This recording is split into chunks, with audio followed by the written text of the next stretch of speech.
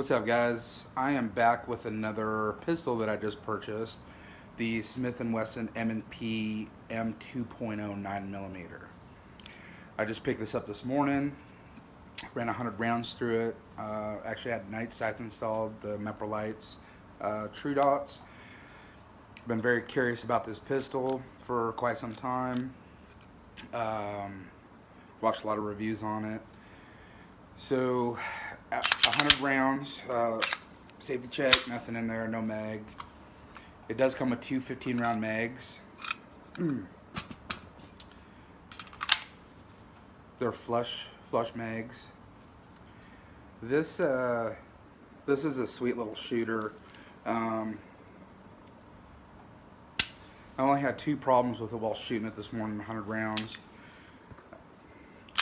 When the slide was back, and I put a fully loaded mag in, and I dropped the slide, it would nosedive into the ramp of the barrel.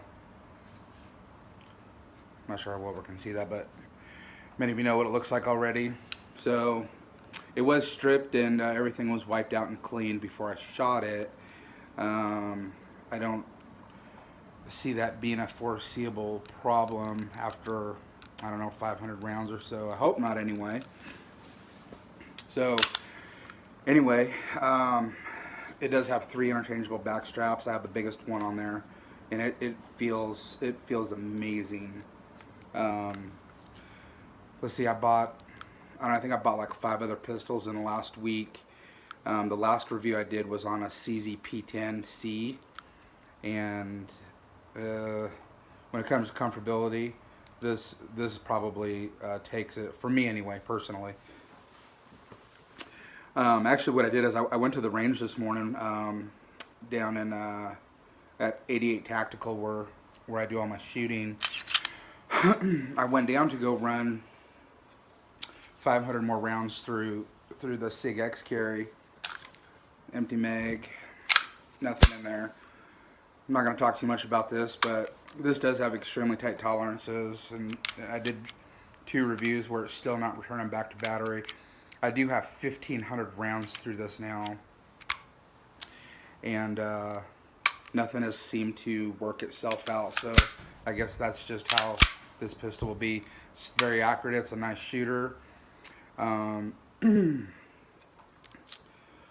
did actually, in those 1,500 rounds, have 2 failure to feeds, and that was actually this morning. So this is post 1,000 round count. I'm not sure what was going on, but anyway, I don't want to get too much into this because I was actually doing a show and tell on the Smith & Wesson 2.0. Very comfortable. I have very big hands, so like I use like a 2XL for gloves. So, but this thing just, my hand just wraps around this pistol perfectly. Very, very tame recoil. I'm sure a lot of it has to do with the grip angle, the actual grip, this new stippling that Smith & Wesson did on their handles. Really not too much more I can say about this. Like I said, I only did 100 rounds this morning. I'm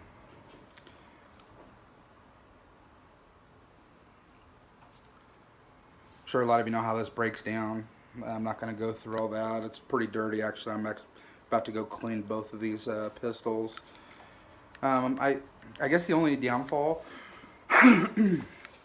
is a lot of manufacturers are throwing 3 mags in with their pistols. This only comes with 2.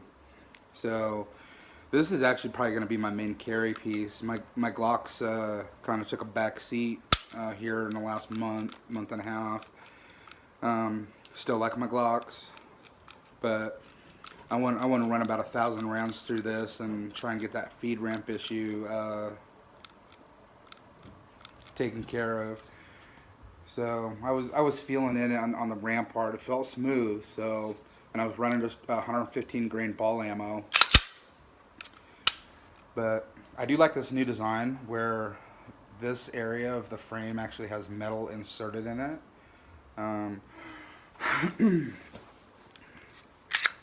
Sorry guys, I'm still getting over a cold here. I was down for about 3 weeks, unfortunately, and I don't think I've ever been that sick in my life.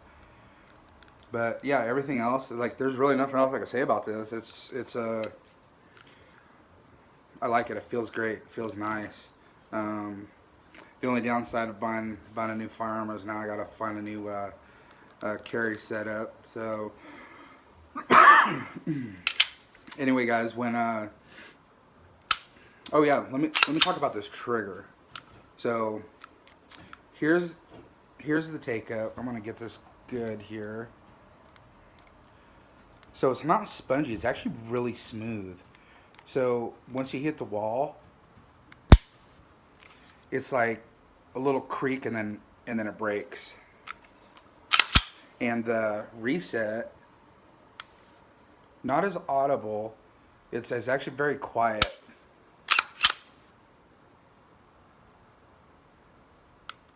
And of course, when I review this video on camera, it's gonna sound like super loud, but really it's not.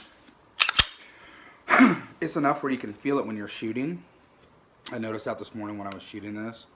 I was shooting only at 10 yards, and I was within the, I don't know, I'd say probably a 2 to 3 inch group, and that was after the night sights were installed.